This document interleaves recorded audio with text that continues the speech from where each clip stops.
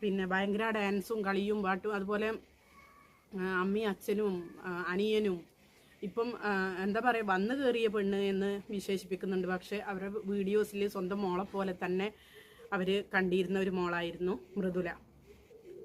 ഇപ്പം അവൾ കരഞ്ഞു പറയുന്നുണ്ട്, എന്നെ ഒരു അങ്ങനത്തെ പോലെ ഇതുവരെ കണ്ടിട്ടില്ല എന്നുള്ളത്.